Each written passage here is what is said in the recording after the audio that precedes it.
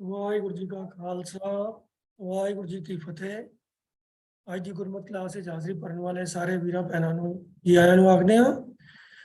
ਮਾਝ ਕੀ ਵਾਰ ਦੀ ਜੋ ਵਿਚਾਰ ਕੱਲ ਤੋਂ ਅਸੀਂ ਆਰੰਭ ਕੀਤੀ ਸੀ, ਪਹਿਲੀ ਪੌੜੀ ਅਤੇ ਉਸ ਦੇ ਸ਼ਲੋਕਾਂ ਦੀ ਵਿਚਾਰ ਕੱਲ ਹੋਈ ਸੀ। ਅੱਜ ਦੂਸਰੀ ਪੌੜੀ ਦੇ ਨਾਲ ਦਾ ਸ਼ਲੋਕ ਜਿਹੜਾ ਹੈ ਉਸ ਤੋਂ ਵਿਚਾਰ ਅੱਗੇ ਤੋਰਾਂਗੇ। ਸ਼ਲੋਕ ਮਹਿਲਾ ਪਹਿਲਾ। ਜਿਉ ਪਾਏ ਤਨ ਸਾਜਿਆ, रखिया बनत बनाए। अखी देखै जेवा बोलै, कन्नी सुरत समाए। पैरी चलै हथी करना, दिता पहनै खाए। जिन रच रचिया तिसै ना जानै, अंधा अंध कमाए। जां भज्जै तां ठीकर होवै, घाड़त घड़ी न जाए। नानक गुर बिन नाहे पत, पत बिन पार ना पाए। इस श्लोक विच भी गुरु नानक पातशाह ने आम दुनियादार इंसान की जो हालत है, जोड़ा गुरु की सिक्ख्या तो कोरा है, आम जो लोगों की हालत है उसनूं बयान किया है। नाल दे नाल इस गल का भी एहसास करवाया है कि भावें कोई गुरु की सिक्ख्या लवे भावें ना लवे, सब दी होंद उस अकाल पुरख की बख्शिश सदका ही है।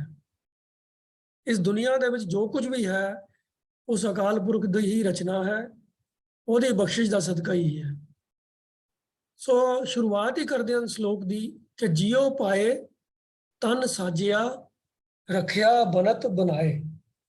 परमात्मा ने जी पा के जिंद पा के इस शरीर की बनत बनाई, शरीर नूं साजिया, शरीर नूं पैदा किया इंसान दे, और ਉਹਦੇ अंदर जिंद पाई अते रखिया बनत बनाए। उसनूं सोहनी घाड़त घड़ के इस संसार के अंदर भेजिया। दुनिया दे विच बहुत इंसान ने जिहड़े अपने आप नूं बहुत सोहना सुनक्खा समझते हैं। निरा इस्त्री जाति विच ही नहीं, पुरुषों दे विच भी बड़े लोग ऐसे हैं जिहड़े अपने शरीर की घाड़त की अपनी बड़ी इंपॉर्टेंस समझते हैं, शरीर की बनतर वाल बहुत ध्यान देते हैं। अजकल तो कुछ वरतारा ज़्यादा ही हो गया है। बड़े सारे लोग जिहड़े हैं रेगूलर तौर के उत्ते जिम जाते हैं और अपने शरीर के डोले तो होर ये जो भी उन्होंने कहते हैं 6 पैक के 12 पैक्स बनाने आरा च लगे रहते हैं। पर इस गल वालों अवेसले होंदे हैं कि जिस शरीर नूं सवार के वो दूजियां दे विच अपने नंबर बनाते हैं, वो शरीर मिलिया किदी बरकत दे नाल है, किदी बख्शिश दे नाल मिलिया है। तो इस शरीर के अंदर जिसने जिंद पाई है, जे वो ना हुंदी तो शरीर तो एक मिट्टी ही सीगा, और कुछ भी नहीं है। सो इस गल का एहसास गुरु साहब ने इस पहली पंक्ति विच दिवाया है कि जियो पाए तन साजिया, रखिया बनत बनाए। बनत बनाए तो भाव है भी सोहनी बनत बनाई है, सोहनी घाड़त कड़ी है, सुंदर शरीर दिता है इंसान नूं। फिर ਉਹਦੇ अंदर ऐसियां शक्तियां भी भरियां ਹਨ। अखी देखै जेवा बोलै, कन्नी सुरत समाए।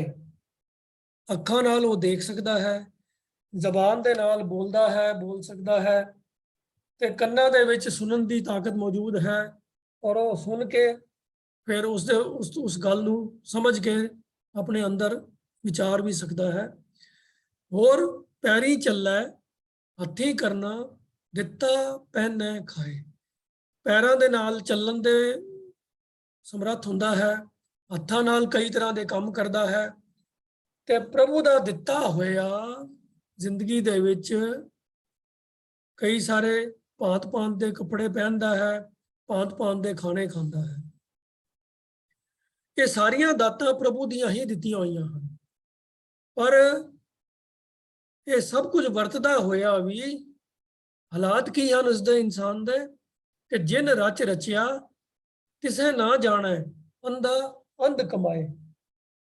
ਜਿਸ ਪ੍ਰਮਾਤਮਾ ਨੇ ਉਹਦੀ ਇਹ ਰਚਨਾ ਰਚੀ ਹੈ, ਉਸ ਨੂੰ ਇਹ ਸਾਰੇ ਸਰੀਰ ਦੇ ਸੁੰਦਰ ਅੰਗ ਦਿੱਤੇ ਹਨ, ਜਿਨ੍ਹਾਂ ਦੇ ਵਿੱਚ ਇਹ ਤਾਕਤ ਭਰੀ ਹੈ ਕਿ ਅੱਖਾਂ ਦੇਖ ਸਕਦੀਆਂ ਨੇ, ਜ਼ਬਾਨ ਬੋਲ ਸਕਦੀ ਹੈ, ਕੰਨ ਸੁਣ ਸਕਦੇ ਹਨ, ਪੈਰ ਚੱਲਣ ਦੀ ਤਾਕਤ ਰੱਖਦੇ ਹਨ, ਹੱਥਾਂ ਨਾਲ ਕੰਮ ਕਰਨ ਦੀ ਤਾਕਤ ਮਿਲੀ ਹੋਈ ਹੈ, ਖਾਣ ਪਹਿਨਣ ਦੀ ਉਹਦੀ ਕੋਲ ਸਮਰੱਥਾ ਹੈ। ਇਹ ਸਭ ਕੁਝ ਜਿਸ ਪਰਮਾਤਮਾ ਦਾ ਦਿੱਤਾ ਹੋਇਆ ਹੈ, ਜਿਸ ਨੇ ਇਸ ਤਰੀਕੇ ਦੀ ਇਹ ਸਿਸਟਮੈਟਿਕ ਪੂਰੀ ਉਹਦੀ ਰਚਨਾ ਰਚੀ ਹੈ ਕਿ ਸਾਰਾ ਕੁਝ ਬੜੇ ਸਿਸਟਮੈਟਿਕ ਤਰੀਕੇ ਦੇ ਨਾਲ ਚੱਲਦਾ ਹੈ, ਉਸ ਨੂੰ ਉਹ ਬਿਲਕੁਲ ਵੀ ਭੁਲਾ ਦਿੰਦਾ ਹੈ। ਉਹਨੂੰ ਇਹ ਪਛਾਣਦਾ ਤੱਕ ਨਹੀਂ, ਕਿਸੇ ਨਾ ਜਾਣਾ ਹੈ। ਕਈ ਤਾਂ ਉਹਦੀ ਹੋਣ ਤੋਂ ਹੀ ਮੁਨਕਰ ਹੋ ਜਾਂਦੇ ਹਨ, ਕੋਈ ਰੱਬ ਰੂਪ ਤਾਂ ਹੁੰਦਾ ਹੀ ਕੋਈ ਨਹੀਂ, ਕਿਹੜਾ ਰੱਬ ਹੈ, ਕੋਈ ਨਹੀਂ ਹੈਗਾ।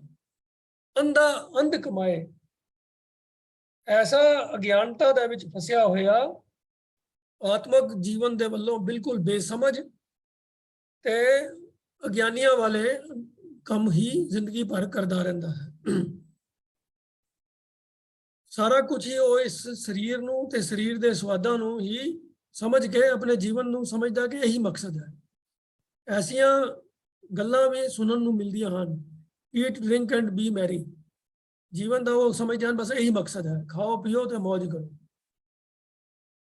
ਪਰ ਇਹ ਨਹੀਂ ਜਾਣਦਾ ਕਿ ਜਿਹੜੀ ਜਿੰਦ ਦੇ ਸਹਾਰੇ ਇਹ ਸਰੀਰ ਚੱਲ ਰਿਹਾ ਹੈ, ਇਸ ਦੀ ਹੋਂਦ ਵੀ ਉਸ ਪਰਮਾਤਮਾ ਦੇ ਹੀ ਰਜ਼ਾ ਦੇ ਅਨੁਸਾਰ ਹੈ। ਜਦੋਂ ਉਹ ਚਾਹੇ ਇੱਕ ਖਿੰਨ ਵਿੱਚ ਇਸ ਨੂੰ ਖਤਮ ਕਰ ਸਕਦਾ ਹੈ। ਤੇ ਉਦੋਂ ਫਿਰ ਬਣੇਗਾ ਕਿ ਜਾਂ ਭੱਜੈ ਤਾਂ ਠੀਕਰ ਹੋਵੇ, ਘਾੜਤ ਘੜੀ ਨਾ ਜਾਏ। ਕਿ ਜਦੋਂ ਇਹ ਸਰੀਰ ਰੂਪੀ ਭਾਂਡਾ ਭੱਜ ਜਾਂਦਾ ਹੈ, ਟੁੱਟ ਜਾਂਦਾ ਹੈ। ਇੱਥੇ ਭੱਜਿਆ ਲਫ਼ਜ਼ ਜਿਹੜਾ ਹੈ ਉਹ ਟੁੱਟਣ ਦੇ ਅਰਥਾਂ ਵਿੱਚ ਆਇਆ ਹੈ। ਭੱਜਿਆ ਵੈਸੇ ਇਸੇ ਸਪੈਲਿੰਗ ਦੇ ਨਾਲ ਤਿੰਨ ਵੱਖੋ ਵੱਖਰੇ ਅਰਥਾਂ ਦੇ ਵਿੱਚ ਇਸਤੇਮਾਲ ਹੁੰਦਾ ਹੈ। ਇੱਕ ਹੈ ਭਜੈ, ਉਹ ਭਜਨ ਕਰਨ ਦੇ ਵਾਸਤੇ। ਇੱਕ ਭੱਜੈ ਦੌੜਨ ਭੱਜਣ ਦੀ ਗੱਲ ਹੁੰਦੀ ਹੈ, ਤੇ ਇੱਕ ਭੱਜਾ ਟੁੱਟ ਭੱਜ ਦੀ ਗੱਲ ਹੈ, ਜਿਹੜਾ ਕਿ ਟੁੱਟ ਜਾਣਾ। ਤੋਂ ਇੱਥੇ ਟੁੱਟਣ ਦੀ ਗੱਲ ਹੋ ਰਹੀ ਹੈ ਕਿ ਜਦੋਂ ਇਹ ਸਰੀਰ ਰੂਪੀ ਭਾਂਡਾ ਭੱਜ ਜਾਂਦਾ ਹੈ, ਟੁੱਟ ਜਾਂਦਾ ਹੈ, ਤਾਂ ਉਹ ਉਸ ਤਰ੍ਹਾਂ ਹੀ ਹੈ ਜਿਵੇਂ ਮਾਨੋ ਕੋਈ ਘੜਾ ਟੁੱਟ ਜਾਏ ਤੇ ਉਹਦੀਆਂ ਠੀਕਰੀਆਂ ਟੋਟੇ ਟੋਟੇ ਅਲੱਗ-ਅਲੱਗ ਹੋ ਜਾਂਦੇ ਹਨ। ਇਵੇਂ ਹੀ ਮਾਨੋ ਇਹ ਸਰੀਰ ਵੀ ਇੱਕ ਠੀਕਰੀ ਬਣ ਕੇ ਹੀ ਰਹਿ ਜਾਂਦਾ ਹੈ, ਉਹਦੇ 'ਚ ਕੋਈ ਜਿੰਦ ਜਾਨ ਕੋਈ ਤਾਕਤ ਨਹੀਂ ਬਚਦੀ। ਤੇ ਫਿਰ ਉਹਦੀ ਹਾਲਤ ਐਸੀ ਹੋ ਜਾਂਦੀ ਹੈ ਕਿ ਘਾੜਤ ਘੜੀ ਨਾ ਜਾਏ, ਕਿ ਮੁੜ ਕੇ ਫਿਰ ਉਸਨੂੰ ਇਹ ਬਣਤਰ ਦੀ ਬਣ ਨਹੀਂ ਸਕਦੀ। ਇਹ ਨਹੀਂ ਹੋ ਸਕਦਾ ਕਿ ਬਈ ਇੱਕ ਜਾਨ ਵਿੱਚੋਂ ਨਿਕਲ ਗਈ ਹੈ ਤੇ ਕੋਈ ਦੂਜੀ ਜਾਨ ਕੱਢ ਕੇ ਉਹਦੇ ਅੰਦਰ ਪਾ ਦਿੱਤੀ ਜਾਵੇ ਤੇ ਉਹ ਮੁੜ ਕੇ ਖੜਾ ਹੋ ਜਾਏ, ਇਹ ਨਾਮੁਮਕਿਨ ਹੈ। ਸੋ ਇਹ ਪ੍ਰਭੂ ਪਰਮਾਤਮਾ ਦੀ ਹੀ ਰਜ਼ਾ ਹੈ ਕਿ ਜਦੋਂ ਉਹ ਬਖਸ਼ਿਸ਼ ਕਰਦਾ ਹੈ ਤਾਂ ਇਹ ਸਰੀਰ ਦੇ ਅੰਦਰ ਜਿੰਦ ਪਾ ਕੇ ਤੇ ਸੋਹਣੀ ਘੜਤ ਘੜ ਕੇ ਜੀਵ ਨੂੰ ਇਸ ਸੰਸਾਰ ਦੇ ਵਿੱਚ ਪੈਦਾ ਕਰ ਦਿੰਦਾ ਹੈ।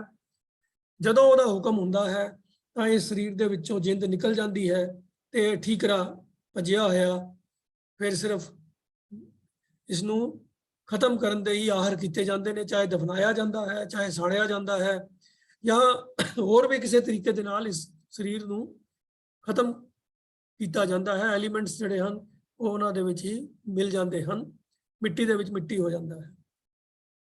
ਤਾਂ ਇਹ ਇੱਕ ਵਾਰੀ ਜਿੰਦ ਵਿੱਚੋਂ ਨਿਕਲ ਜਾਏ ਸਰੀਰ ਦੇ ਤਾਂ ਮੁੜ ਕੇ ਫਿਰ ਇਹ ਸਰੀਰ ਕੁਝ ਕਰਨ ਜੋਗਾ ਨਹੀਂ ਰਹਿੰਦਾ। ਇਹਦੀ ਇਹ ਬਣਤਰ ਬਣ ਹੀ ਨਹੀਂ ਸਕਦੀ ਕਿ ਮੁੜ ਕੇ ਕੋਈ ਜਿੰਦਾ ਹੋ ਸਕੇ, ਜ਼ਿੰਦਗੀ ਜੀਉ ਸਕੇ। तो आखिरी पंक्तियां गुरु साहब श्लोक दे वो कहते हैं कि नानक गुर बिन नाहे पत, पत बिन पार ना पाए। कि ऐसा अनजान मनुख जिहड़ा उस प्रभु की होंद तो ही अवेसला है, जिवें उपरली पंक्ति च किया है, जिन रच रचिया किसे ना जाना है, अंधा अंध कमाए। ऐसा अज्ञानी मनुख जिहड़ा गुरु की सिक्ख्या तो भी होना है, जिहड़ा गुरु के ज्ञान तो वांझा है, उसनूं कदी भी परमात्मा की दरगाह के अंदर इज्जत मान नहीं मिलता। गुरु की शरण तो बिना, गुरु तो बिना गत नहीं हुंदी, गुरु तो बिना पत नहीं हुंदी, इज्जत नहीं मिलती। तो परमात्मा की बख्शिश तो भी वांझा रह जाता है। तो उस पत तो बिना इस संसार भवजल तो फिर वो पार नहीं हो सकता। पत बिन पार ना पाए। जे वो परमात्मा की नज़रों दे विच प्रवान नहीं हुंदा तो फिर वो इस संसार सागर के अंदर विकारां दे ही ਸਮੁੰਦਰ ਦੇ ਅੰਦਰ ਮਾਨੋ ਗਰਕ ਹੋ ਜਾਂਦਾ ਹੈ, ਡੁੱਬ ਜਾਂਦਾ ਹੈ। ਤੋ ਇਸ ਸ਼ਲੋਕ ਵਿੱਚ ਜੋ ਹਾਲਾਤ ਹਨ ਬਹੁਤਾਤ ਦੁਨੀਆ ਦੇ, ਜਿਹੜੇ ਗੁਰੂ ਦੇ ਗਿਆਨ ਤੋਂ ਵਾਂਝੇ ਹਨ, ਉਹ ਕੇਵਲ ਤੇ ਕੇਵਲ ਸਰੀਰ ਦਾ ਸਿਰਫ ਪਾਲਣ ਪੋਸ਼ਣ ਤੱਕ ਦਾ ਹੀ ਆਪਣਾ ਧਿਆਨ ਰੱਖਦੇ ਹਨ।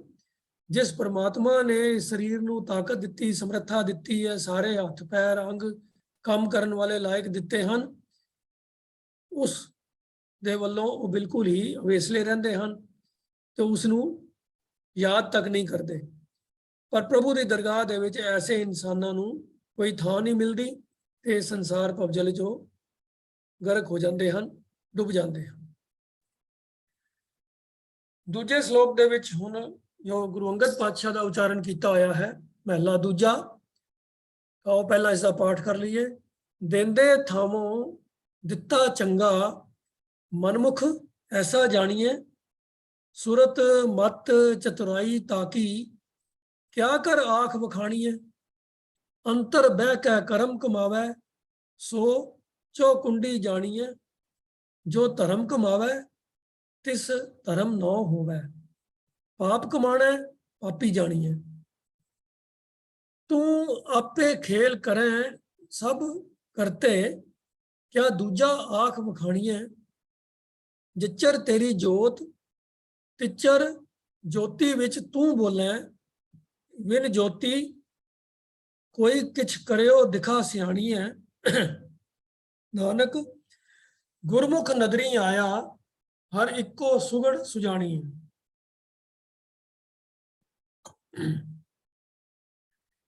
ਇਸ ਸ਼ਲੋਕ ਵਿੱਚ ਗੁਰੂ ਅੰਗਦ ਪਾਤਸ਼ਾਹ ਨੇ ਉਹੀ ਸਬਜੈਕਟ ਨੂੰ ਅੱਗੇ ਵਧਾਇਆ ਹੈ ਜਿਹੜਾ ਸ਼ਲੋਕ ਪਹਿਲੇ ਦੇ ਵਿੱਚ ਸੀਗਾ, ਕਿ ਆਮ ਦੁਨੀਆਦਾਰ ਜਿਹੜਾ ਗੁਰੂ ਦੀ ਸਿੱਖਿਆ ਤੋਂ ਵਾਂਝਾ ਹੈ, ਜਿਹੜਾ ਗੁਰਮੁਖ ਨਹੀਂ ਹੈ, ਜਿਹੜਾ ਮਨ ਦੇ ਮਗਰ ਤੁਰਨ ਵਾਲਾ ਹੈ, ਉਹ ਕੀ ਕਰਦਾ ਹੈ? ਦੇਂਦੇ ਥਾਵੋਂ ਦਿੱਤਾ ਚੰਗਾ, ਮਨਮੁਖ ਐਸਾ ਜਾਣੀਏ। ਮਨਮੁਖ ਦੀ ਨਿਸ਼ਾਨੀ ਹੀ ਇਹ ਹੈ ਕਿ ਉਹ ਦੇਂਦੇ ਥਾਵੋਂ, ਜਿਹੜਾ ਦੇਣ ਵਾਲਾ ਦਾਤਾਰ ਹੈ, ਦੇਵਨਹਾਰ ਹੈ, ਉਹਦੇ ਨਾਲੋਂ ਉਹਦੀ ਦਿੱਤੀ ਹੋਈ ਦਾਤ, ਦਿੱਤਾ ਹੋਇਆ ਜੋ ਦਿੱਤਾ ਹੋਇਆ ਪ੍ਰਾਪਤ ਹੁੰਦਾ ਹੈ, ਉਹਨੂੰ ਚੰਗਾ ਸਮਝਦਾ ਹੈ। ਪਰਮਾਤਮਾ ਨੂੰ ਤਾਂ ਉਹ ਚੇਤੇ ਨਹੀਂ ਕਰਦਾ, ਪਰ ਉਹਦੀਆਂ ਦਾਤਾਂ ਨੂੰ ਚੰਗੀਆਂ ਸਮਝ ਕੇ ਵਰਤਦਾ ਰਹਿੰਦਾ ਹੈ। ਤੋ ਦੇਂਦੇ ਲਫ਼ਜ਼ ਜਿਹੜਾ ਹੈ ਉਹ ਦਾਤਾਰ ਵਾਸਤੇ ਹੈ, ਦੇਂਦੇ ਜੋ ਦੇਣ ਵਾਲਾ ਹੈ। ਥਾਵੋਂ ਦਾ ਮਤਲਬ ਹੈ ਉਹਦੀ ਥਾਂ ਤੇ, ਉਹਦੇ ਬਜਾਏ। ਦਿੱਤਾ ਚੰਗਾ, ਦਿੱਤਾ ਮਤਲਬ ਜਿਹੜੀ ਦਾਤ ਉਸ ਪ੍ਰਮਾਤਮਾ ਨੇ ਦਿੱਤੀ ਹੈ, ਉਸ ਦਾਤ ਨੂੰ ਉਹ ਚੰਗੀ ਕਰਕੇ ਜਾਣਦਾ ਹੈ, ਜੋ ਉਹਦੇ ਪਾਸੋਂ ਦਾਨ ਮਿਲਿਆ ਹੈ ਉਸ ਨੂੰ ਚੰਗਾ ਸਮਝਦਾ ਹੈ। ਇਹ ਮਨਮੁਖ ਦੀ ਨਿਸ਼ਾਨੀ ਹੈ। ਦੇਂਦੇ ਥਾਵੋਂ ਦਿੱਤਾ ਚੰਗਾ, ਮਨਮੁਖ ਐਸਾ ਜਾਣੀਏ। तो ये मेजॉरिटी दुनिया की हालत ऐसी ही है कि दात प्यारी विसरिया दातारा, दातार नूं तो भुला देंदे हन, पर दातां नूं प्यार करते हैं, उन्होंने चंगियां समझ के उन्होंने मगर मगर ही जाते हैं, उन्होंने वरतों भी पूरी करते हैं। अगे गुरु साहब फरमाते हैं कि सुरत मत चतुराई ताकि क्या कर आख वखाणी है। कहते हैं दसो ने इहो जिहा जिहड़ा मनुख होवे, ओदी सुरत, ओदी मत, ओदी चतुराई दी की हुण व्याख्या की जाए। ये एक तनज है, एक तरीके की जिवें टॉन्ट है। जिवें कोई बंदा बहुत ही मूर्खता वाला काम करे ना, तो ਉਹਦੇ वास्ते कई बारी इस तरह भी कहा जाता है, बई तेरी सियानप तो बारे बारे जाइए, तेरी सियानप की गल कर सकते हैं असीं। वो असल च मतलब ये होंदा कि तेरे च सियानप ना दी कोई चीज़ है ही नहीं है, असीं मूर्खता वाली गल की है। तो गुरु साहब ने भी तकरीबन उसे ही स्टाइल के अंदर एक तनज की है कि सुरत मत चतुराई ताकि, ताकि ऊपर जो बयान किया है मनमुख, ये ਉਹਦੇ ਵੱਲ रेफरेंस है। क्या कर आख वखाणी है कि ऐसे बंदे दी सूझबूझ अकल ते सियानप इतनी घटिया है, इतनी बेकार है, इतनी नीवी है कि ਉਹਦੀ की व्याख्या की जाए, की ਉਹਦੇ बारे गल की जाए, ना ही गल करनी बेहतर है। तो ऐसा इंसान जिहड़ा मन दे मगर तुरन वाला है, जिहदी इतनी नीवी सोच है, वो अपने आप को सियाणा बहुत समझदा है। तो कई बारी हुंदा कि ये आम दुनिया विच वरतारा है कि लोग जदों भी कोई भैड़े काम करते हैं, कोई माड़े काम करते हैं, ਤਾਂ ਉਹ ਆਪਣੇ ਵੱਲੋਂ ਨਾ ਪਰਦਾ ਕਰਕੇ ਛੁਪਾ ਕੇ ਕਰਦੇ ਹਨ ਕਿ ਵੀ ਦੂਜਿਆਂ ਨੂੰ ਪਤਾ ਨਾ ਲੱਗੇ। ਇਸ ਗੱਲ ਨੂੰ ਉਹ ਭੁੱਲ ਜਾਂਦੇ ਹਨ ਕਿ ਉਹ ਅੰਤਰਜਾਮੀ ਸਭ ਵਿੱਚ ਜਾਣੇ, ਉਹ ਸਭ ਦੇ ਅੰਦਰ ਦੀ ਜਾਣਨ ਵਾਲਾ ਹੈ ਪ੍ਰਭੂ। ਉਹਦੇ ਕੋਲੋਂ ਕੋਈ ਕੀ ਛੁਪਾ ਸਕਦਾ ਹੈ। ਪਰ ਉਹਦੇ ਬਾਰੇ ਤਾਂ ਉਹ ਹੁੰਦੇ ਹੀ ਅਵੇਸਲੇ ਹਨ, ਉਹਨਾਂ ਦੀ ਤਾਂ ਯਾਦ ਵਿੱਚ ਸੁਰਤ ਵਿੱਚ ਪ੍ਰਭੂ ਦਾ ਧਿਆਨ ਹੀ ਨਹੀਂ ਹੁੰਦਾ। ਉਹਨਾਂ ਦਾ ਧਿਆਨ ਸਾਰਾ ਹੁੰਦਾ ਹੈ ਕਿ ਦੁਨੀਆ ਦੇ ਲੋਕ ਬਾਕੀ ਜਿਹੜੇ ਹਨ ਉਹਨਾਂ ਨੂੰ ਨਾ ਪਤਾ ਲੱਗੇ। ਪਰ ਪ੍ਰਭੂ ਦਾ ਜੋ ਧਿਆਨ ਦਾ ਸਿਸਟਮ ਹੈ ਉਹ ਬੜਾ ਹੀ ਅਚਰਜ ਹੈ। ਐਸੇ ਵੀ ਹਾਲਾਤ ਕਈ ਵਾਰੀ ਬਣ ਜਾਂਦੇ ਹਨ ਕਿ ਅੰਤਰ ਬਹਿ ਕੇ ਕਰਮ ਕਮਾਵੇ ਸੋ ਚੌਕੁੰਡੀ ਜਾਣੀ ਹੈ, ਕਿ ਜਿਹੜਾ ਬੰਦਾ ਬੜਾ ਲੁਕ ਛੁਪ ਕੇ ਵੀ ਮਾੜੇ ਕਰਮ ਕਰਦਾ ਹੈ ਉਹ ਵੀ ਚੌਕੁੰਡੀ ਜਾਣੀ ਹੈ, ਭਾਵ ਸਾਰੀ ਸ੍ਰਿਸ਼ਟੀ ਦੇ ਵਿੱਚ ਚਾਰੋਂ ਦਿਸ਼ਾਵਾਂ ਦੇ ਵਿੱਚ ਪ੍ਰਗਟ ਹੋ ਜਾਂਦੇ ਹਨ, ਨਸ਼ਰ ਹੋ ਜਾਂਦੇ ਹਨ, ਲੋਕਾਂ ਨੂੰ ਪਤਾ ਲੱਗ ਜਾਂਦੇ ਹਨ। ਬੰਦਾ ਸੋਚਦਾ ਹੈ ਕਿ ਮੈਂ ਸਾਰੀਆਂ ਪ੍ਰੀਕਾਸ਼ਨਸ ਲੈ ਲਈਆਂ ਹਨ, ਆਪਣੇ ਵੱਲੋਂ ਪੂਰੇ ਛੁਪਾ ਕੇ ਤਰੀਕੇ ਦੇ ਨਾਲ ਸਭ ਕੁਝ ਐਸੇ ਤਰੀਕੇ ਨਾਲ ਕੰਮ ਕਰਦਾ ਹੈ ਵੀ ਕਿਸੇ ਨੂੰ ਪਤਾ ਨਾ ਲੱਗੇ। ਪਰ ਆਪਣੇ ਓਵਰ ਕੌਨਫੀਡੈਂਸ ਦੇ ਵਿੱਚ ਕੋਈ ਨਾ ਕੋਈ ਐਸੀ ਗਲਤੀ ਕਰ ਜਾਂਦਾ ਹੈ ਜਾਂ ਹਾਲਾਤ ਐਸੇ ਬਣ ਜਾਂਦੇ ਹਨ ਜਿਨ੍ਹਾਂ ਦੀ ਉਹਨੂੰ ਕਦੀ ਉਹਦੇ ਧਿਆਨ ਵਿੱਚ ਵੀ ਉਹ ਗੱਲ ਨਾ ਆਈ ਹੋਵੇ। ਐਸੀ ਕੋਈ ਕੰਡੀਸ਼ਨ ਬਣ ਜਾਂਦੀ ਹੈ ਕਿ ਉਹਦਾ ਕੀਤਾ ਹੋਇਆ ਮਾੜਾ ਕਰਮ ਸਾਰੀ ਦੁਨੀਆ 'ਚ ਨਸ਼ਰ ਹੋ ਜਾਂਦਾ ਹੈ, ਸਭ ਨੂੰ ਪਤਾ ਲੱਗ ਜਾਂਦਾ ਹੈ। ਉਹ ਸੋਚਦਾ ਹੀ ਰਹਿ ਜਾਂਦਾ ਵੀ ਇਹ ਹੋਇਆ ਕੀ ਮੇਰੇ ਨਾਲ, ਮੈਂ ਤਾਂ ਆਪਣੇ ਵੱਲੋਂ ਪੂਰੀ ਤਿਆਰੀ ਕਰਕੇ ਕੰਮ ਕੀਤਾ ਸੀ ਪਰ ਫਿਰ ਵੀ ਮੈਂ ਫੜਿਆ ਗਿਆ। ਤੋ ਇਹ ਇਨਸਾਨ ਦੀ ਜੋ ਬਹੁਤਾ ਸਿਆਣਾ ਬਣ ਕੇ ਬਹਿੰਦਾ ਹੈ ਉਹਦੇ ਨਾਲ ਆਮ ਤੌਰ ਤੇ ਐਸੇ ਹਾਲਾਤ ਵਾਪਰ ਜਾਂਦੇ ਹਨ। ਅੱਗੇ ਗੁਰੂ ਸਾਹਿਬ ਫਰਮਾਉਂਦੇ ਹਨ ਕਿ ਜੋ ਧਰਮ ਕਮਾਵੇ ਤਿਸ ਧਰਮ ਨਾ ਹੋਵੇ, ਪਾਪ ਕਮਾਣਾ ਪਾਪੀ ਜਾਣੀ। ਇਹ ਪ੍ਰਮਾਤਮਾ ਦਾ, ਕੁਦਰਤ ਦਾ ਇੱਕ ਐਸੀ ਮਰਿਆਦਾ ਹੈ, ਨਿਯਮ ਹੀ ਹੈ ਕਿ ਜਿਹੜਾ ਧਰਮ ਦੇ ਕਰਮ ਕਰਦਾ ਹੈ, ਸੱਚ ਦੀ ਕਮਾਈ ਕਰਦਾ ਹੈ, ਉਹਦੀ ਮਸ਼ਹੂਰੀ ਵੀ ਧਰਮੀ ਪੁਰਖ ਦੇ ਨਾਮ ਦੇ ਉੱਤੇ, ਧਰਮੀ ਬੰਦੇ ਵਰਗੀ ਉਹਦੀ ਮਸ਼ਹੂਰੀ ਵੀ ਹੋ ਜਾਂਦੀ ਹੈ, ਲੋਕ ਉਸ ਨੂੰ ਧਰਮੀ ਕਰਕੇ ਜਾਣਦੇ ਹਨ।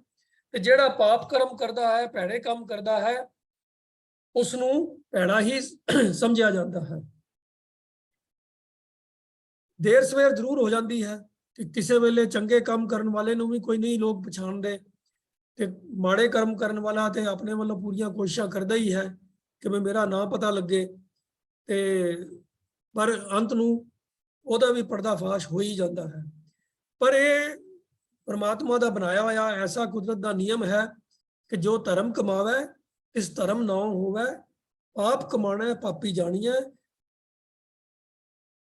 ਓੜਕ ਨੂੰ ਸੱਚ ਜਿਹੜਾ ਹੈ ਉਹ ਪ੍ਰਗਟ ਹੋ ਹੀ ਜਾਂਦਾ ਹੈ ਤੇ ਪਾਪ ਦੇ ਪਰਦੇ, ਝੂਠ ਦੇ ਪਰਦੇ ਸਾਰੇ ਜਿਹੜੇ ਹਨ ਉਹ ਖਤਮ ਹੋ ਜਾਂਦੇ ਹਨ, ਟੁੱਟ ਜਾਂਦੇ ਹਨ। ਸੋ ਇਹ ਸਭ ਖੇਲ ਜਿਹੜੀ ਹੈ ਇਹ ਪ੍ਰਮਾਤਮਾ ਨੇ ਆਪ ਹੀ ਐਸੀ ਰਚਨਾ ਰਚੀ ਹੋਈ ਹੈ ਕਿ ਇਨਸਾਨ ਨੂੰ ਇਹ ਭੁਲੇਖਾ ਪੈ ਜਾਂਦਾ ਹੈ ਕਿ ਮੈਂ ਹੀ ਇੱਥੋਂ ਸਭ ਤੋਂ ਸਿਆਣਾ ਹੈਗਾ, ਮੇਰਾ ਹੀ ਸਭ ਪਾਸੇ ਹੁਕਮ ਚੱਲਦਾ ਹੈ। ਉਹਨੂੰ ਇਹ ਭੁੱਲ ਹੀ ਜਾਂਦਾ ਹੈ ਕਿ ਮੇਰੀ ਸਾਰੀ ਸਿਆਣਪ ਵੀ ਤਾਂ ਕਿਸੇ ਪ੍ਰਭੂ ਦੀ ਦਿੱਤੀ ਹੋਈ ਦਾਤ ਕਰਕੇ ਹੈ, ਬਖਸ਼ਿਸ਼ ਕਰਕੇ ਹੈ। ਇਨਸਾਨ ਆਪਣੇ ਆਪ ਨੂੰ ਸਭ ਤੋਂ ਸਿਆਣਾ, ਸਭ ਤੋਂ ਵਧੀਆ ਸਮਝਦਾ ਹੈ। ਉਹ ਇਹ ਭੁੱਲ ਜਾਂਦਾ ਹੈ ਕਿ ਮੇਰੀ ਸਿਆਣਪ ਜੇ ਅਕਾਲ ਪੁਰਖ ਚਾਵੇ ਤਾਂ ਇੱਕ ਖਿਣ ਵਿੱਚ ਵੀ ਨਾਸ਼ ਹੋ ਸਕਦੀ ਹੈ। ਗੁਰਬਾਣੀ ਵਿੱਚ ਐਸੇ ਅਨੇਕਾਂ ਫਰਮਾਨ ਆਉਂਦੇ ਹਨ, ਜਲ ਤੇ ਥਲ ਕਰ, ਥਲ ਤੇ ਕੂਆਂ, ਕੂਪ ਤੇ ਮੇਰ ਕਰਾਵੇ, ਤੋ ਧਰਤੀ ਤੇ ਆਕਾਸ਼ ਚੜਾਵੇ, ਚੜੇ ਆਕਾਸ਼ ਗਿਰਾਵੇ, ਭਿਖਾਰੀ ਤੇ ਰਾਜ ਕਰਾਵੇ, ਰਾਜਾ ਤੇ ਭਿਖਾਰੀ। ਇਸ ਤਰੀਕੇ ਦੇ ਨਾਲ ਅਨੇਕਾਂ ਚੀਜ਼ਾਂ ਹਨ ਕਿ ਜਿਹੜੀਆਂ ਅਨਐਕਸਪੈਕਟਡ ਵੀ ਵਰਤ ਜਾਂਦੀਆਂ ਹਨ। ਜਿਵੇਂ ਕੱਲ ਵੀ ਅਸੀਂ ਵਿਚਾਰ ਕੀਤੀ ਸੀ ਕਿ ਜਿੱਥੇ ਸਵਾਲ ਦੇ ਜਵਾਬ ਵਿੱਚ ਸੀ ਕੱਲ ਪਰਸੋਂ ਕਿ ਘਾਹ ਖਾਣ ਤੇ ਨਮਾਜ਼ ਖਵਾਲੇ, ਇਹ ਚਲਾਏ ਰਾਹ, ਸ਼ੀਆਂ ਬਾਜਾ ਚਰਗਾ ਕੋਈਆਂ ਤਿਨਾ ਖਵਾਲੇ ਘਾਹ। ਤਾਂ ਜੋ ਆਮ ਇਨਸਾਨ ਸਮਝਦਾ ਹੈ ਕਿ ਵੀ ਇਹ ਕੁਦਰਤੀ ਚੀਜ਼ਾਂ ਹਨ ਜਿਹੜੀਆਂ ਮੈਨੂੰ ਪਤਾ ਨੇ, ਜੇ ਪ੍ਰਭੂ ਚਾਹੇ ਤਾਂ ਉਸਦੇ ਉਲਟ ਵੀ ਕੰਮ ਹੋ ਸਕਦੇ ਹਨ ਤੇ ਬੰਦਾ ਸਿਰਫ ਸੋਚਦਾ ਹੀ ਰਹਿ ਜਾਂਦਾ ਹੈ। ਜੋ ਨਿਯਮ ਹਨ ਜੋ ਸਾਨੂੰ ਸਮਝ ਆਉਂਦੇ ਹਨ ਉਹ ਵੀ ਪ੍ਰਭੂ ਦੇ ਬਣਾਏ ਹੋਏ ਹਨ, ਤੇ ਜੇ ਉਹਨਾਂ ਨਿਯਮਾਂ ਤੋਂ ਕੁਝ ਵੱਖਰਾ ਵੀ ਵਾਪਰਦਾ ਹੈ ਉਹ ਵੀ ਪ੍ਰਭੂ ਦੇ ਆਪਣਾ ਹੀ ਖੇਲ ਹੈ। ਤਾਂ ਗੁਰੂ ਸਾਹਿਬ ਕਹਿੰਦੇ ਹਨ ਕਿ ਤੂੰ ਆਪੇ ਖੇਲ ਕਰੇ ਸਭ ਕਰਤੇ, ਕਿਆ ਦੂਜਾ ਆਖ ਵਖਾਣੀ ਹੈ। ਇਹ ਸਾਰੇ ਕੌਤਕ ਪ੍ਰਭੂ ਤੂੰ ਆਪ ਹੀ ਕਰ ਰਿਹਾ ਹੈ, ਕੋਈ ਦੂਜਾ ਤੇਰੇ ਵਰਗਾ, ਕੋਈ ਤੇਰਾ ਸ਼ਰੀਕ ਤਾਂ ਹੈ ਹੀ ਨਹੀਂ ਹੈ ਜਿਹੜਾ ਤੇਰੇ ਮੁਕਾਬਲੇ ਦਾ ਕੋਈ ਹੋਵੇ। ਤੇਰੇ ਹੁਕਮ ਤੋਂ ਸਿਵਾਏ ਕਿਸੇ ਦਾ ਕੋਈ ਜ਼ੋਰ ਨਹੀਂ ਚੱਲਦਾ। तो ਜਿਹੜੇ ਇਨਸਾਨ ਮਨ ਦੇ ਮਗਰ ਚੱਲ ਕੇ ਆਪਣਾ ਜੀਵਨ ਬਰਬਾਦ ਕਰ ਰਹੇ ਹਨ ਉਹ ਵੀ ਤੇਰੀ ਹੀ ਰਜ਼ਾ ਦੇ ਵਿੱਚ, ਤੇਰੇ ਹੀ ਖੇਲ ਦਾ ਪਾਰਟ ਨੇ। ਜਿਹੜੇ ਗੁਰੂ ਦੀ ਸਿੱਖਿਆ ਲੈ ਕੇ ਆਪਣਾ ਜਨਮ ਸਵਾਰ ਲੈਂਦੇ ਹਨ, ਉਹ ਵੀ ਤੇਰੀ ਹੀ ਬਣਾਈ ਹੋਈ ਇਸ ਖੇਡ ਦੇ ਵਿੱਚ ਆਪਣਾ ਹਿੱਸਾ ਨਿਭਾ ਰਹੇ ਹਨ। ਸੋ ਜੋ ਕੁਝ ਵੀ ਇਸ ਜਗਤ ਵਿੱਚ ਵਾਪਰ ਰਿਹਾ ਹੈ, ਚਾਹੇ ਮਨਮੁਖ ਹੈ ਚਾਹੇ ਗੁਰਮੁਖ ਹੈ, ਇਹ ਸਾਰੇ ਕੌਤਕ ਤੇਰੇ ਹੀ ਹਨ। ਤੂੰ ਆਪੇ ਖੇਲ ਕਰੇ ਸਭ ਕਰਤੇ, ਕਿਆ ਦੂਜਾ ਆਖ ਵਿਖਾਣੀ ਹੈ। ਕਿਸੇ ਦੂਜੇ ਨੂੰ ਅਸੀਂ ਕੋਈ ਨਾ ਕ੍ਰੈਡਿਟ ਦੇ ਸਕਦੇ ਹਾਂ ਤੇ ਨਾ ਹੀ ਕਿਸੇ ਨੂੰ ਦੋਸ਼ ਦੇ ਸਕਦੇ ਹਾਂ। ਜੋ ਕੁਝ ਵਰਤ ਰਿਹਾ ਹੈ ਸਭ ਤੇਰਾ ਹੀ ਕੀਤਾ ਹੋ ਰਿਹਾ ਹੈ। ਜਿਚਰ ਤੇਰੀ ਜੋਤ ਤਿਚਰ ਜੋਤੀ ਵਿੱਚ ਤੂੰ ਬੋਲੇ, ਵਿਨ ਜੋਤੀ ਕੋਈ ਕਿਛ ਕਰਿਓ ਦਿਖਾ ਸਿਆਣੀ। ਸਭ ਜੀਵਾਂ ਦੇ ਅੰਦਰ ਜਦ ਤੱਕ ਤੇਰੀ ਜੋਤ ਮੌਜੂਦ ਹੈ ਤੇ ਉਹਨਾਂ ਦੇ ਅੰਦਰੋਂ ਤੇਰੀ ਜੋਤ ਹੀ ਬੋਲਦੀ ਹੈ। ਤੇ ਤੇਰੀ ਜੋਤ ਜੇ ਵਿੱਚੋਂ ਨਿਕਲ ਜਾਏ ਬਿਨਾਂ ਜੋਤ ਦੇ, ਫਿਰ ਕੋਈ ਕੁਝ ਕਰਕੇ ਦਿਖਾਏ ਤਾਂ ਸਹੀ। ਫਿਰ ਚੰਗੀ ਤਰ੍ਹਾਂ ਨਾਲ ਪਰਖ ਕੇ ਸਮਝ ਕੇ ਵਿਚਾਰ ਕੇ ਗੱਲ ਚੈੱਕ ਕੀਤੀ ਜਾ ਸਕਦੀ ਹੈ ਕਿ ਜੋਤ ਨਿਕਲ ਜਾਏ ਤਾਂ ਫਿਰ ਬੰਦਾ ਕੁਝ ਕਰ ਵੀ ਸਕਦਾ ਹੈ ਕਿ ਨਹੀਂ ਕਰ ਸਕਦਾ। ਤਾਂ ਇਹ ਗੱਲ ਸਮਝ ਆ ਜਾਏਗੀ ਕਿ ਤੇਰੀ ਜੋਤ ਤੋਂ ਬਿਨਾਂ ਕੁਝ ਹੋ ਨਹੀਂ ਸਕਦਾ। ਦਿਖਾ ਸਿਆਣੀ ਹੈ ਤੋਂ ਭਾਵ ਹੈ ਕਿ ਕੋਈ ਅਗਰ ਇਸ ਨੂੰ ਵਿਚਾਰ ਕੇ ਚੰਗੀ ਤਰ੍ਹਾਂ ਨਾਲ ਦੇਖ ਲਵੇ ਤਾਂ ਉਹਨੂੰ ਸਮਝ ਆ ਜਾਏਗੀ ਕਿ ਉਸ ਦੀ ਜੋਤ ਤੋਂ ਬਿਨਾਂ ਕੁਝ ਵੀ ਮੁਮਕਿਨ ਨਹੀਂ ਹੈ। तो तेरी जोत तो बिना कोई कुछ कर ही नहीं सकता।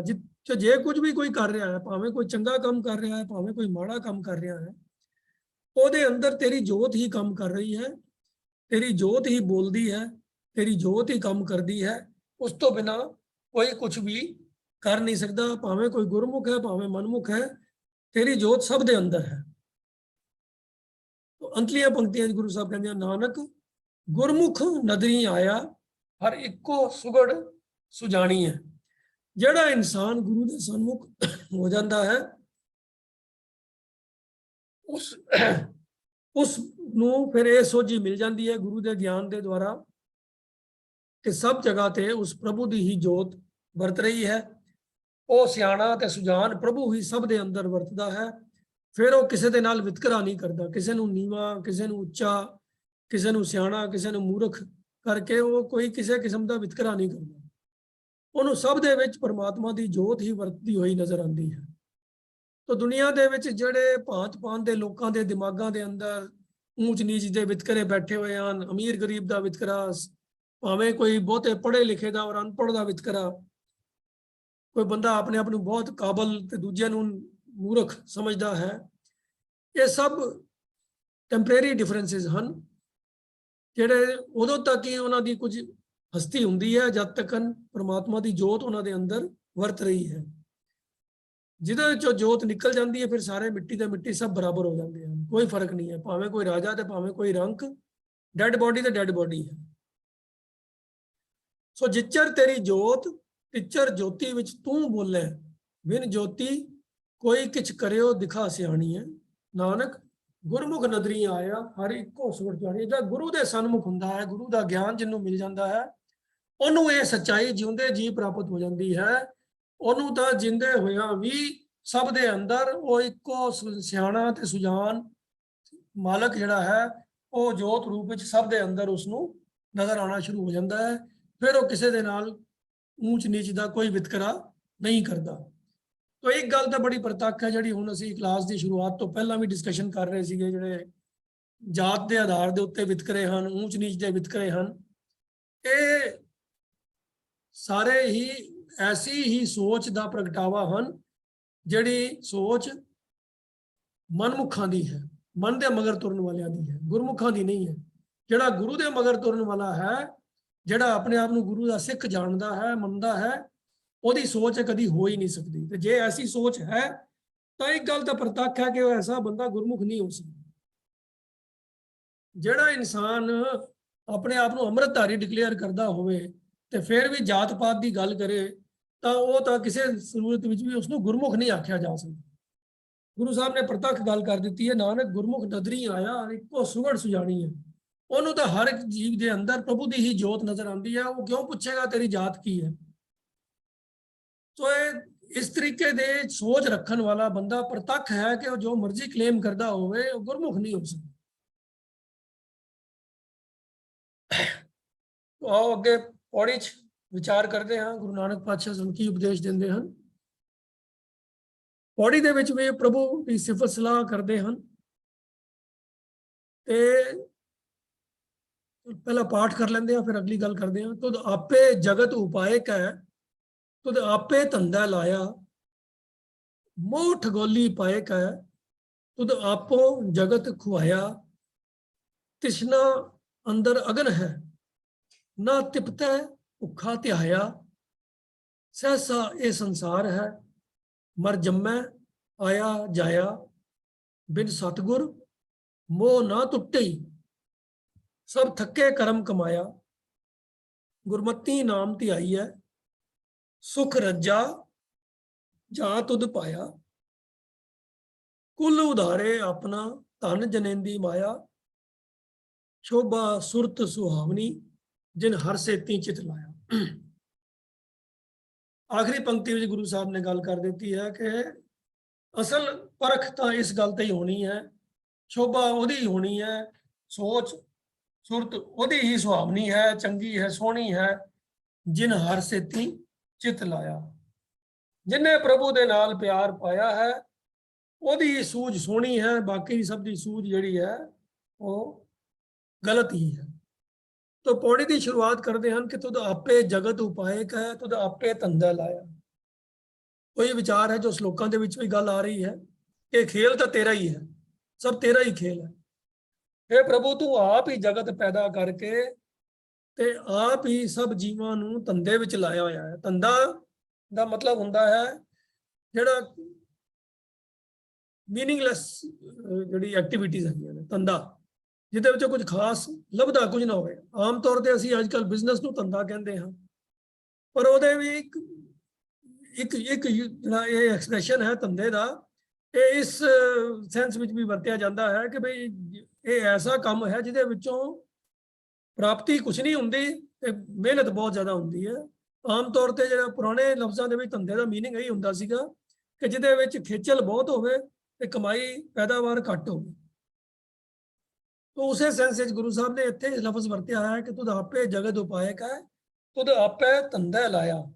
कि जीव ऐसे कामों च लगे हुए हैं जिहदे विच बिजी तो बहुत हैं, रुझे तो बहुत हुए हैं, पर असल जो प्राप्ति है वो अंदरों वो हुंदी कोई नहीं है। क्योंकि असल जो काम जीव ने इस दुनिया च आके करना सी वो काम तो ये धंधियां वाला है नहीं है। वो तो है प्रभु के नाल प्यार का संबंध जोड़ना, प्रभु के नाल सुरत जोड़नी। पर इंसान तो माया के आहार च ही लगा होया है, तो ਉਹਦੇ ਵਿੱਚੋਂ वो जीवन का जो असल मनोरथ है, जो जिस मंजिल ते पहुंचना है उस पासे तो कोई तरक्की मिलती नहीं है। तो इस करके ये धंधा ही है, ये जंजाल ही है। पर ये सब कुछ भी प्रभु की खेड का ही एक हिस्सा है। ये जो इंसान जंजाल उलझे हुए हैं, गवाचे हुए हैं, ये भी प्रभु की खेड ही है। क्योंकि मोह ठगोली पायक है, तुद आपो जगत खुआया। ठगोली कहते हैं ठग बूटी। पुराने जमाने ਦੇ ਵਿੱਚ ਜਿਹੜੇ ਹੁੰਦਾ ਸੀਗਾ ਕਿ ਕੋਈ ਇੱਕ ਐਸੀ ਬੂਟੀ ਹੁੰਦੀ ਸੀਗੀ ਨਸ਼ੀਲੀ ਜਿਹੀ, ਜਿਹਨੂੰ ਸੁੰਘਾ ਕੇ ਲੋਕੀ ਜਿਹੜੇ ਠੱਗ ਲੋਕ ਸਨ ਉਹ ਦੂਜਿਆਂ ਨੂੰ ਥੋੜੇ ਜਿਹੇ ਸਮੇਂ ਵਾਸਤੇ ਬੇਹੋਸ਼ ਕਰ ਲੈਂਦੇ ਸੀ ਤੇ ਉਹਨਾਂ ਨੂੰ ਲੁੱਟ ਲੈਂਦੇ ਸੀਗੇ। तो ठगोली लफज गुरबाणी ਵਿੱਚ ਵਰਤਿਆ ਗਿਆ ਹੈ ਔਰ ਇਹ ਐਕਚੁਅਲੀ ਮਾਇਆ ਦੇ ਕੰਟੈਕਸਟ ਦੇ ਵਿੱਚ ਹੀ ਵਰਤਿਆ ਗਿਆ ਹੈ। ਮਾਇਆ ਵੀ ਜਿਹੜੀ ਹੈ ਉਹ ਬੰਦਿਆਂ ਨੂੰ, ਇਨਸਾਨਾਂ ਨੂੰ ਆਪਣੇ ਮੋਹ ਦੇ ਵਿੱਚ ਫਸਾ ਕੇ ਤੇ ਆਪਣੇ ਅਸਲ ਜੀਵਨ ਦੇ ਮਕਸਦ ਤੋਂ ਖੁੰਝਾ ਦਿੰਦੀ ਹੈ ਤੇ ਉਹਨਾਂ ਨੂੰ ਉਹਨਾਂ ਦੀ ਸਵਾਸਾਂ ਦੀ ਪੂੰਜੀ ਲੁੱਟ ਲੈਂਦੀ ਹੈ, ਉਹਨਾਂ ਦੇ ਅੰਦਰੋਂ ਸ਼ੁਭ ਗੁਣ ਖਤਮ ਕਰ ਦਿੰਦੀ ਹੈ ਤੇ ਵਿਕਾਰ ਅੰਦਰ ਟਿਕਾ ਦਿੰਦੀ ਹੈ। ਉਹ ਠੱਗ ਵੀ ਇਹੀ ਕਰਦੇ ਹਨ ਕਿ ਜਿਹੜੀ ਕੀਮਤੀ ਚੀਜ਼ ਹੈ ਉਹ ਲੁੱਟ ਕੇ ਤੇ ਬੰਦੇ ਨੂੰ ਖੱਜਲ ਖੁਆਰ ਕਰਦੇ ਹਨ, ਲੁੱਟ ਲੈਂਦੇ ਹਨ। तो पर ये इस जगत के अंदर ये ठग बूटी जी माया दी है, ये भी परमात्मा की ही पैदा की हुई है। तो गुरु साहब कहते हैं मोह ठगोली पाएक खुद आपो जगत खुआया। खुआया तो भाव होंदा है जो खज्जल खुआर हो जाना, राह तो खुंझ जाना, गलत राह पै जाना। तो सारे जगत नूं प्रभु तू आप ही इस माया की ठग बूटी के नाल गलत राह ते पाया है, अपने असल राह तो खुंझ गए हैं इंसान। तो उन्होंने हालत की बन जाती है कि तृष्णा अंदर अगर है ना तिपतै भुखा ध्याया। तो हुण जगत के सारे जीव इस माया की दौड़ के अंदर ही उन्होंने अंदर ये तृष्णा की अग बलती रहती है। ਅੱਗ ਇਸ ਕਰਕੇ ਤ੍ਰਿਸ਼ਨਾ ਨੂੰ ਕਿਹਾ ਜਾਂਦਾ ਹੈ ਕਿਉਂਕਿ ਇਹ ਕਦੀ ਭਰਦੀ ਰਜਦੀ ਨਹੀਂ ਹੈ, ਕਦੀ ਵੀ ਇਸ ਨੂੰ ਸਬਰ ਨਹੀਂ ਆਉਂਦਾ। ਤ੍ਰਿਸ਼ਨਾ ਇਨਸਾਨ ਦੇ ਅੰਦਰ ਵੀ ਐਸੀ ਹੁੰਦੀ ਹੈ ਕਿ ਜੋ ਨੂੰ ਮਿਲਦਾ ਹੈ ਉਹਦੇ ਹੋਰ ਤੋਂ ਹੋਰ ਉਸ ਤੋਂ ਜ਼ਿਆਦਾ ਦੀ ਉਹਦੇ ਅੰਦਰ ਤੜਪ ਹੋਰ ਪੈਦਾ ਹੋ ਜਾਂਦੀ ਹੈ ਕਿ ਇਸ ਤੋਂ ਵੀ ਜ਼ਿਆਦਾ ਹੋਰ ਮਿਲੇ।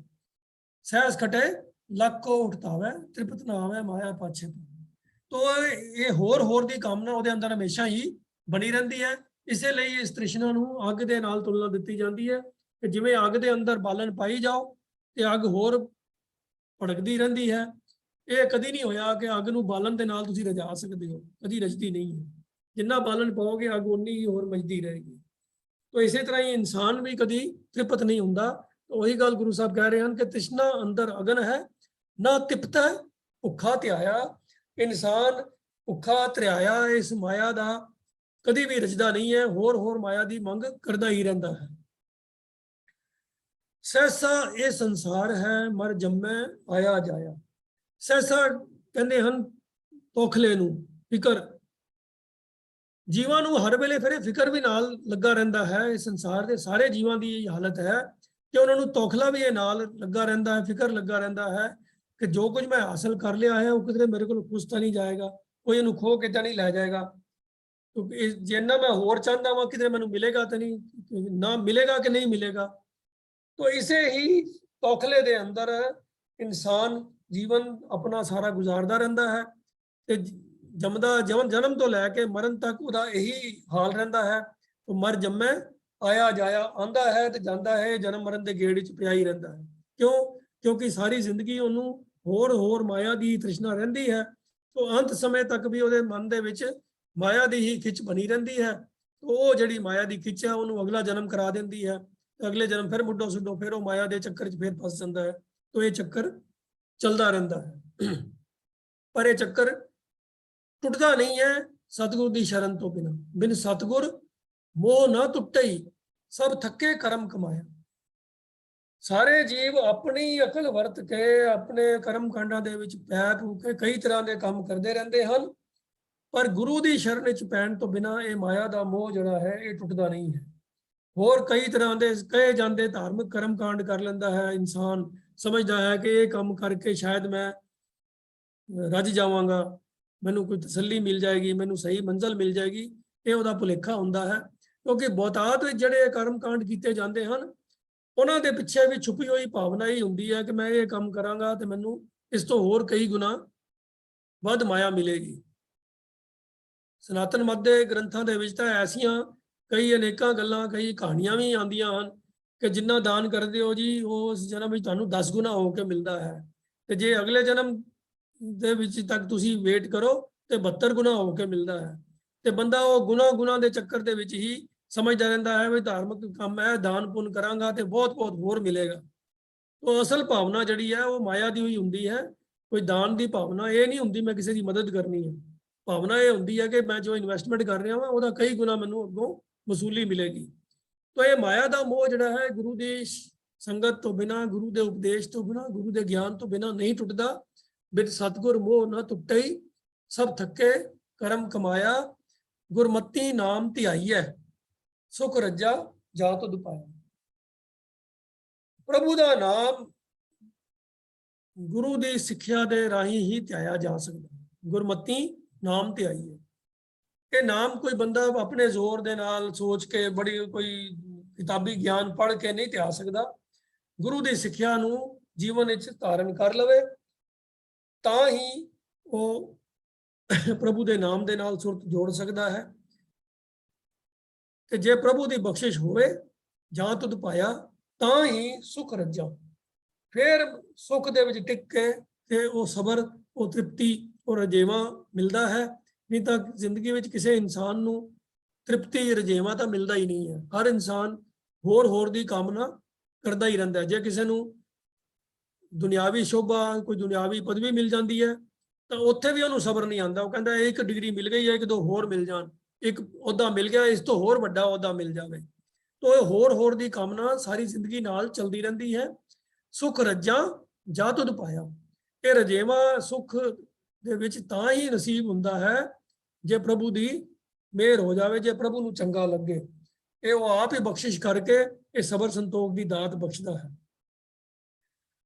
ਤੋ ਐਸਾ ਇਨਸਾਨ ਜਿਹੜਾ ਗੁਰੂ ਦੀ ਮੱਤ ਦੇ ਰਾਹੀਂ ਨਾਮ ਦਾ ਨਾਲ ਸੁਰਤ ਜੋੜਦਾ ਹੈ, ਨਾਮ ਨੂੰ ਧਿਆਉਂਦਾ ਹੈ, ਉਹਦੇ ਉੱਤੇ ਪ੍ਰਭੂ ਦੀ ਮਿਹਰ ਦੀ ਬਖਸ਼ਿਸ਼ ਦੀ ਨਿਗਾਹ ਹੁੰਦੀ ਹੈ, ਉਹਦੇ ਜੀਵਨ ਦੇ ਵਿੱਚ ਇਹ ਸਬਰ ਸੰਤੋਖ ਆ ਜਾਂਦੇ ਹਨ।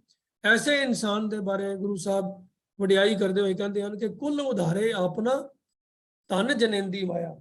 ਐਸਾ ਇਨਸਾਨ ਜਿਹੜਾ ਨਾਮ ਦੇ ਵਿੱਚ ਜੁੜਿਆ ਹੋਇਆ ਹੈ, ਉਹ ਧਨਤਾ ਦੇ ਯੋਗ ਹੈ, ਧਨ ਹੈ, ਉਹਨੂੰ ਜਨਮ ਦੇਣ ਵਾਲੀ ਮਾਤਾ ਵੀ ਧਨ ਹੈ, ਅਤੇ ਉਹ ਆਪਣਾ ਪਰਿਵਾਰ, ਜਿੰਨੇ ਵੀ ਪਰਿਵਾਰ ਭਾਵ ਕੁੱਲ ਤੋਂ ਭਾਵ ਹੈ, ਜਿੰਨੇ ਵੀ ਲੋਕ ਉਹਦੀ ਸੰਗਤ ਵਿੱਚ ਆਉਂਦੇ ਹਨ, ਉਹਦੇ ਨਾਲ ਮੇਲ ਜੋਲ ਵਿੱਚ ਆਉਂਦੇ ਹਨ, ਉਹਦੇ ਤੋਂ ਪ੍ਰੇਰਨਾ ਲੈ ਕੇ ਉਹਨਾਂ ਦਾ ਜੀਵਨ ਵੀ ਉਚੇਰਾ ਹੋ ਜਾਂਦਾ ਹੈ। ਉਹ ਐਸੇ ਇਨਸਾਨ ਦੀ ਸਿਫਤ ਕਰਦੇ ਹੋਏ ਗੁਰੂ ਸਾਹਿਬ ਕਹਿੰਦੇ ਹਨ ਕਿ ਧਨ ਜਨੇਂਦੀ ਮਾਇਆ, ਐਸੀ ਮਾਤਾ ਵੀ ਧਨ ਹੈ ਜਿਨਨੇ ਉਸ ਨੂੰ ਐਸੇ ਗੁਰਮਤ ਨੂੰ ਧਾਰਨ ਕਰਨ ਵਾਲੇ, ਗੁਰੂ ਦੀ ਸਿੱਖਿਆ ਨੂੰ ਜੀਵਨ ਵਿੱਚ ਅਪਣਾਉਣ ਵਾਲੇ ਨੂੰ ਜਿਨਨੇ ਜਨਮ ਦਿੱਤਾ ਹੈ, ਤੇ ਉਹ ਆਪਣਾ ਤਾਂ ਉਧਾਰ ਕਰਦਾ ਹੀ ਕਰਦਾ ਹੈ, ਆਪਣੇ ਸੰਗੀ ਸਾਥੀਆਂ ਦਾ, ਆਪਣੀ ਕੁਲ ਦਾ ਵੀ ਉਧਾਰ ਕਰ ਲੈਂਦਾ ਹੈ। ਤੋ ਅੰਤਲੀ ਪੰਕਤੀ ਪੌੜੀ ਦੇ ਗੁਰੂ ਸਾਹਿਬ ਕਹਿੰਦੇ ਹਨ ਕਿ ਸ਼ੋਭਾ ਸੁਰਤ ਸੁਹਾਵਨੀ ਜਿਨ ਹਰ ਸੇਤੀ ਚਿਤ ਲਾਇਆ। ਜਿਨ੍ਹਾਂ ਨੇ, ਜਿਸ ਮਨੁੱਖ ਨੇ ਪ੍ਰਭੂ ਦੇ ਨਾਲ ਚਿੱਤ ਜੋੜਿਆ ਹੈ, ਤੇ ਚਿੱਤ ਜੁੜਦਾ ਕਿਵੇਂ ਹੈ? ਉਹ ਹੈ ਗੁਰਮਤੀ ਨਾਮ ਤੇ ਆਈ ਹੈ। ਗੁਰੂ ਦੀ ਮੱਤ ਦੁਆਰਾ ਪਰਮਾਤਮਾ ਦੇ ਨਾਮ ਦੇ ਨਾਲ ਚਿੱਤ ਜੁੜਦਾ ਹੈ, ਉਸੇ ਦੀ ਹੀ ਜਗਤ ਦੇ ਵਿੱਚ ਸ਼ੋਭਾ ਹੁੰਦੀ ਹੈ, ਉਸੇ ਦੀ ਹੀ ਸੋਹਣੀ ਸੂਝ ਹੁੰਦੀ ਹੈ। ਉਹਦੇ ਕੋਲੋਂ ਫਿਰ ਕੋਈ ਗਲਤ ਕੰਮ ਨਹੀਂ ਹੁੰਦਾ, ਕੋਈ ਪਾਪ ਕਰਮ ਨਹੀਂ ਹੁੰਦਾ।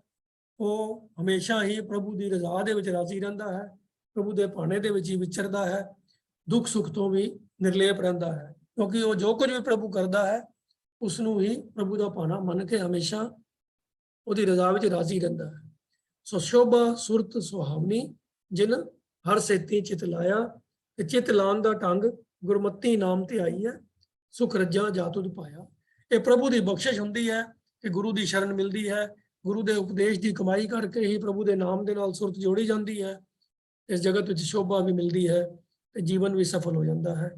ਇਤਨਾ ਹੀ ਬਚਨ ਪ੍ਰਵਾਨ ਕਰਨਾ ਜੀ। ਵਾਹਿਗੁਰੂ ਜੀ ਕਾ ਖਾਲਸਾ, ਵਾਹਿਗੁਰੂ ਜੀ ਕੀ ਫਤਿਹ।